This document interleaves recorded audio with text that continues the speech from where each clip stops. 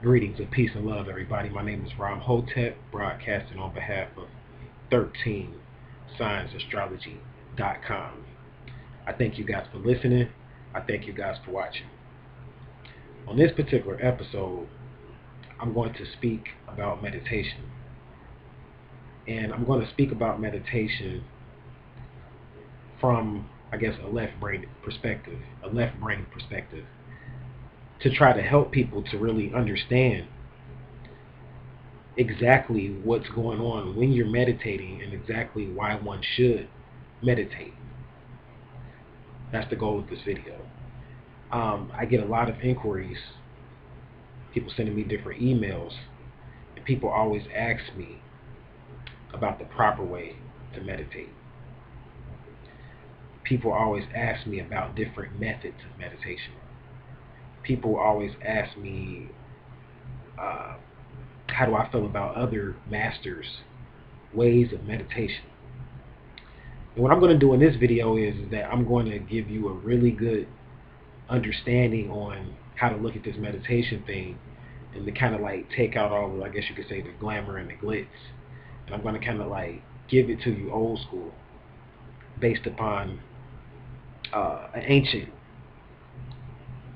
school, you could say ancient mystery school that had a lot of information pertaining to meditation. I've been blessed over the past few days to have got into a lot of meditation. I got into a lot of meditation over the past few days. And in these meditations, I've been learning a lot. I've been learning a whole lot. I've been doing a lot of self-work, working on myself, a lot of internal work. And with like everything that's happening right now in this political economy and just the media and television and things like that, I've been really focusing on wanting nothing. That's the message that I got from these meditations that I've been engaging in. And I've been learning how when you want nothing, you get everything. And this is something that was taught to me by one of my mentors, one of my business mentors. But it was taught to me more so from a business perspective. He always said that the person that wants nothing gets everything. The person that wants nothing gets everything. Another thing he would say to me is that if you don't want to live like everybody else, if you don't want to be like everybody else, if you want to be different, then you can't live like everybody else. If you don't want to live like everybody else, then don't live like everybody else. And I bring these things up because these were jewels that were dropped upon me, or planted seeds that were planted in me, but from a business perspective. So this was more so from a financial perspective. So when I learned these lessons, I learned them from more of a financial perspective. When I learned these lessons, I learned if you don't want to live like everybody else, then don't live like everybody else. I learned that from more of a financial perspective. And for instance, you look at the rich and the poor. The thing that makes the rich and the poor is the things that they do. The things that they do.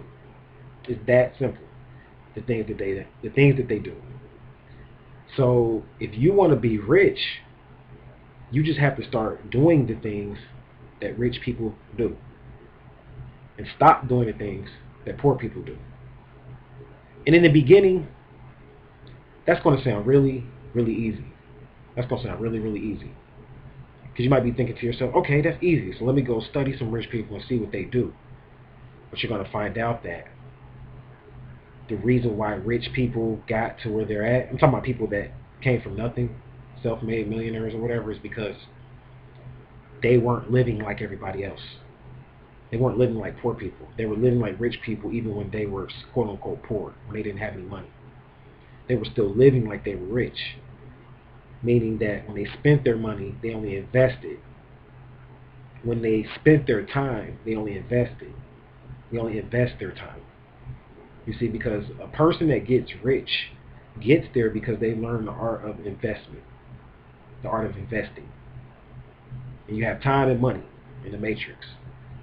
So when I learned about not living like everybody else, I learned this from more of a financial perspective. So I spent my money a certain kind of way. I did everything based on a financial perspective when I learned these lessons.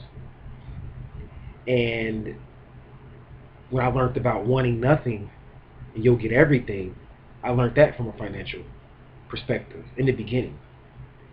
Because in the beginning, I learned that from a business perspective because I learned that you have to love what you do from a business perspective and you'll get everything.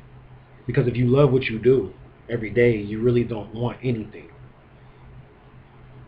And if you really have an extreme love for what you do over time, you'll get everything. Because reason why is because you didn't want it. See, when you want something, look up the word want. You never want to be left wanting. You have to always see yourself as a child of the earth and know that you are always abundant. And the reason why a lot of people don't understand these concepts of wanting nothing and not living like everybody else is because of the fact that they get caught up in competition and polarity consciousness. So for instance, if a person, the reason why most people want to be rich is because they want to have things that other people don't have. Their whole basis of wanting to be rich is based upon somebody else, another person on outside of themselves. Impressing somebody, things of that nature. And that's why when these people so-called get rich, if they ever get there, or if they ever get their hands on some money, they usually don't keep it too long because they were left wanting. You see, they were left wanting. And that's part of your homework assignment is I want you guys to look up the word wanting and research it. So you never want to be left wanting. You have everything. You were born into this earth as an inheritor. You inherited this earth, the land that you stand on. And you have to see the earth as that, but in that you share with other people because we're all interconnected. So I learned all of these things in business, and as I was meditating, I began to see them on a spiritual level. And I began to look at balancing the left-hand path with the right-hand path based upon these same principles. I looked at it like, see, the left-hand path is based upon what you want. Like, you got to get the things that you want. You've heard me say that before on YouTube. You got to get the things that you want. See, that's all based upon the left-hand path. And that's an illusion. That's an illusion. So when you work on the left-hand path and the right-hand path, you become a different individual.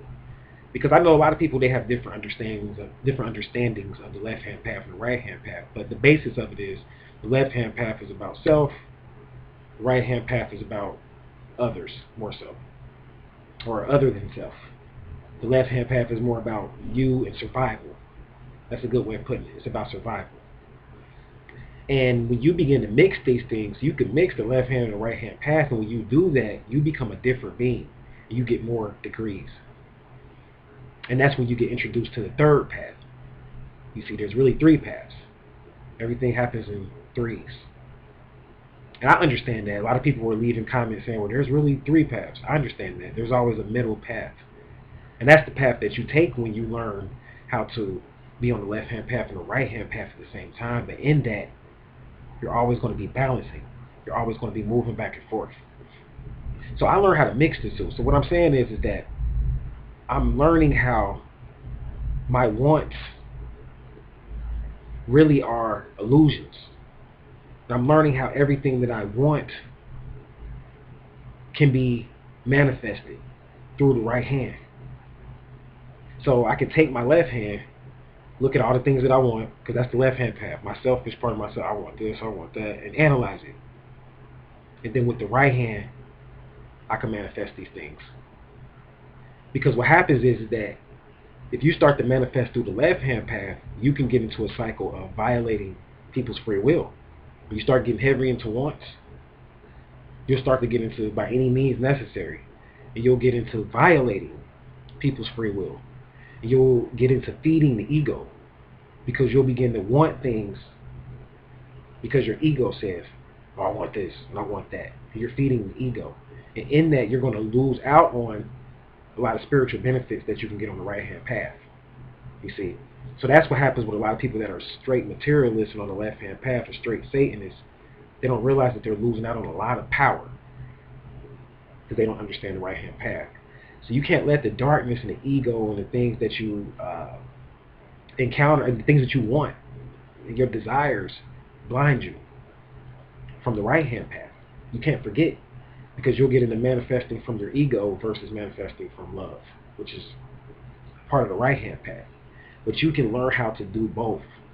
You see, you can learn how to play both sides. That's what I like to call it. You have to learn how to play both sides. A lot of people out there know what I'm talking about. You got to learn how to walk that tightrope. Walk that tightrope. So when you walk the tightrope, basically you're shifting your weight to keep balance. You're constantly shifting. So you're constantly shifting. That's why you hear me talk about the shift, because a master is always shifting. A master is always shifting. And I know you're wondering, what the hell does this have to do with meditation? Well, I learned all of these things from seeds that were planted in me, and I began to meditate on them and learn how to apply them on a spiritual level. So now it's not about money. See, in business, the bottom line for most businessmen is money. Money. But I'm a different type of businessman. Whereas I want to see things. So it's more about, okay, what do I want to see? It's about creation. What do I want to see? What do I want to experience? And I run my business based upon what I want to experience. Based upon love, not based upon the ego. It's based upon, I need to get these certain experiences. So I learn, okay, I want this, that, and that. And I learn how to manifest my wants through love and from love. So I learn a lot from the left hand and manifest through the right hand.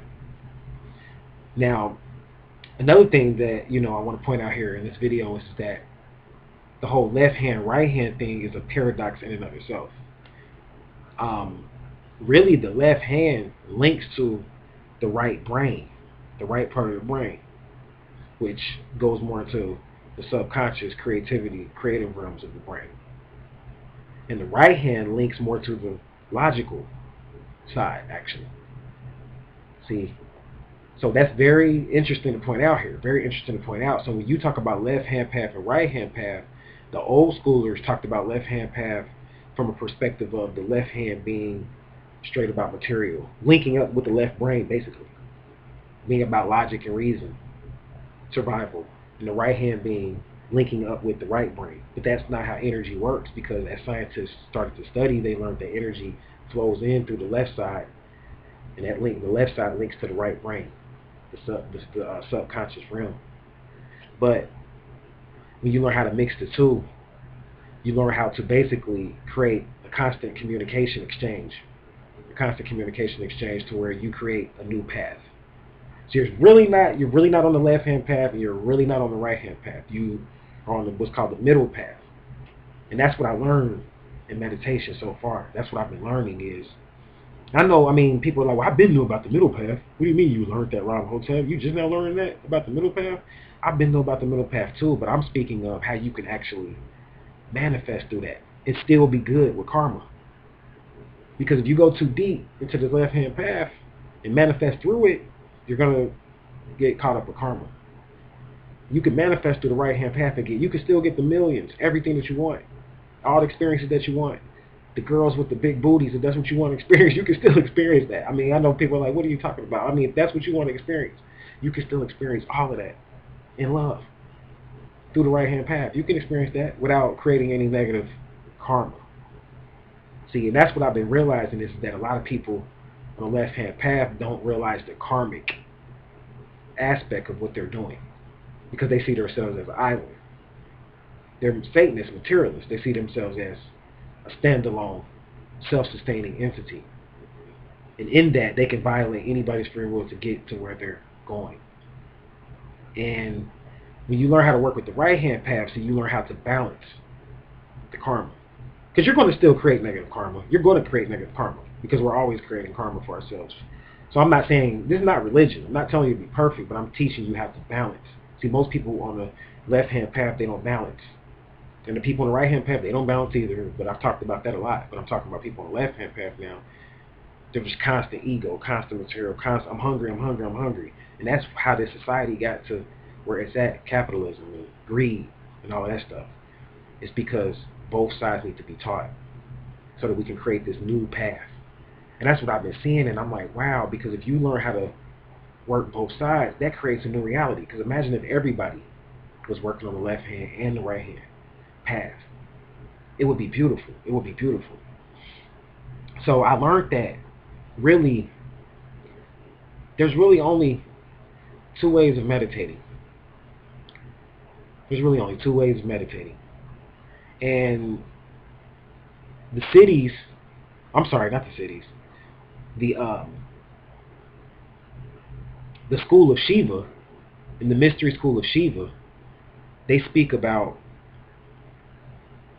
meditation and how no matter what way you come up with to meditate, there's only 113.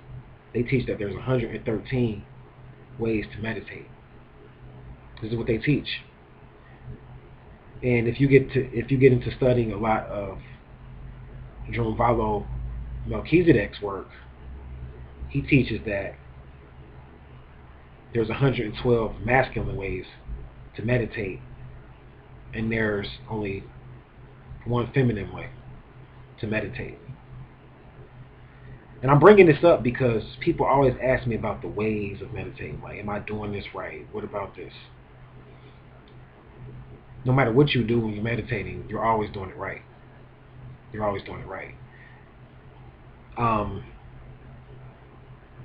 lot of people, they want to be perfect. Like, on a material level, they look at things like a job. Like, you know how it is on a job. You got to do this right on that time, on that time, on that time, and then you got it right. Or like a test, you do that. It's like in a box. And when you get into meditation, you're never doing it wrong, because the masters teach that there's 112 masculine ways. And even if you come up with your own way to meditate, you're still going to fall. It's still going to fall within those 112 masculine ways of meditating. There's 112 different, skillful ways of meditating or whatever, different breathing techniques, different symbols that you can visualize, different things that you can say to yourself and chant, and things of that nature to get to a certain point. But the bottom line is that it's getting to a certain point. But the real meditation is in the feminine way of meditating. See, the masculine way of meditating, that's why I say it's only two ways. That's what I teach, it's only two ways. Because there's a whole bunch of different masculine ways, which is really just one way, because one can be divided into many. So there's a whole bunch of different masculine ways. And then there's a feminine way. There's a feminine way. And this feminine way is it's holistic. Can't be divided. It's holistic. It's supreme. It's supreme. And in this feminine way, it's based on energy. It's based on feeling. So in the feminine way of meditating, you don't know how you're going to breathe. You don't know what rhythms you're going to breathe in. You don't know what you're going to visualize from moment to moment. You simply lay back and begin to breathe. And you begin to program your meditation based upon how you feel. So maybe you want to start out and you want to breathe for a few seconds. You want to breathe for 5 seconds. Hold your breath for 5 seconds, then release. Then you might want to go up to 10. Then you might want to go down to 2. And you might want to play with it. And then you might want to start visualizing different things. But the thing is that you want to go with your feelings. You want to stick with your feelings. You want to stay within that meditation and go with your feelings. And when you do that, you're going to manifest. Well, I shouldn't say manifest, but you're going to see yourself within this meditation in various different places. Different times. It's going to be like a really random type of meditation. But what's going to happen is that you're going to begin to weave your reality to work like that. You're going to weave your reality within meditation so that it's going to work like that. So now you're going to be able to manifest in your physical reality from a feminine perspective, which means that you're going to begin to go with how you feel. Go with how you feel. And that's kind of like a part of the right-hand path, because that can get deep. There's some people that live totally off of their feelings, and that's called going with the flow. So that's a way, when you meditate like that, you begin to weave your reality like this. So your reality is going to start to command you to go with the flow. Versus the left-hand way of meditating, or the logical masculine way of meditating, which is breathe in for 6 seconds, hold your breath for 6 seconds, release for 6 seconds. 6 seconds. Do that 6 times. Then after that, breathe in for 9 seconds, hold your breath for 9 seconds, then release for 9 seconds. Do that 9 times. Then after that, 13, 13, 13. Do that 13 times. Like, I can sit here and tell you all these different things. I can give you this deep meditation and tell you all of these different things to visualize. And that, don't get me wrong, that's going to help you with balancing your logical self and the logical aspect of your reality and following instructions and rules and things of that. See, that makes your reality manifest a different kind of way, because that puts you into a reality of following orders and following instructions. And sometimes you need that. So like a person that's in the military or something like that, a left-brained meditation will be good for a person that's in the military, because they need to constantly be on their toes and follow orders and instructions. But whereas the right-brained meditation, or the feminine one that I was talking about, might not really be so good for a person that's in the military, because they don't want their reality to take over them and begin to. The feminine principle just start having you go with the flow, go with the flow, go with the flow. And it's like you might start off in the military and have a family. Next thing you know, you might find yourself on an island somewhere single. The next thing you know, you might find yourself working for the FBI somewhere, you know what I'm saying? Then after that, you might find yourself as a musician. You just constantly going, everything's just constantly changing. So that's the feminine principle, is embracing the changes, the I Ching. See, mastering the art of changes. See, that's the feminine meditation. And what I learned in these meditations is that when you meditate and partake in these type of meditations, your reality, that's the part that I really want to point out here, is that your reality begins to happen like that. So the left-brained meditations, when you follow rules, puts you up under the God system, the system of God, the system of submitting to a higher power, of submission, the art of submission. See, that's what religion teaches, the art of following rules, the God of someone being over you. That teaches you that, the left brain side. But the right brain side teaches you, I'm my own God. I follow nature, and nature is always changing. See, when you're your own God, you're still following something. Even in the feminine principle, you're still following something. You're just following after something that's constantly changing. It's constantly changing, so it's not a set structure. So that's why a lot of people have a hard time dealing with spiritual reality, is because it's always changing. They're like, well, how do I do this? And what's the set way? And what's the set way to do that? And I teach people the set way, the left-brained way, coming in, the logical way, the God way, the patriarchal way. But really, the feminine way is what we want to get people to get into eventually. But the thing is that a lot of people, they get into the feminine aspect, and they're not ready for the things that they could possibly see and the things that they could possibly encounter. Because when you embrace the feminine aspect, you still have to deal with polarity, in the sense that you're going to be challenged to come back to the left, or to come back to the logical and the reasoning. Or you got to do it this way, you're going to be challenged to come back to that. And that's when you start studying the cities. And I'm going to do a video about the cities, from what I've been learning. And when you start to really study them, that's what they represent, your challenges. Because you can invoke all of these powers in meditation, you have all of this power, but every time you invoke a power, a challenge comes behind that. So meditation gets deep. Basically, you look at meditation as like getting into your spacesuit, charging yourself up, creating your reality during meditation, and then when you come out of your meditation, living that reality.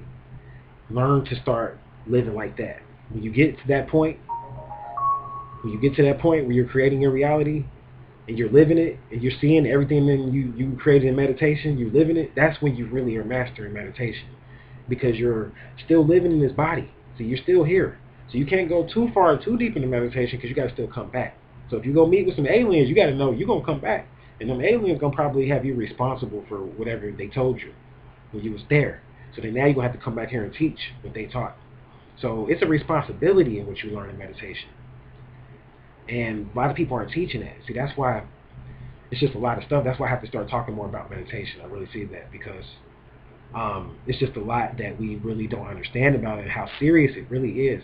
How serious it really is, and how serious it is if you don't meditate. Because if you don't meditate, you can't even compete. That means if you don't meditate, a person that's meditating can use, that's what they call psychic attacking somebody, can use their psyche to take over your psyche because you're basically not using your mind. So they could use your mind for more energy, for their Merkaba. So I'm going to go ahead and shut this video down because I have some things to do. I wanted it to be a little bit longer actually. But I'm going to be coming back talking about a lot about meditation. I got a really big video coming about the Merkaba coming really soon. So it's going to be tied into the spring equinox ritual because a lot of people is asking me, am I going to do this spring equinox ritual? I'm going to do the spring equinox ritual, guys. Stay tuned, and I'll be back at you. So I thank you guys for listening and watching. I'm going to go ahead and get up out of here.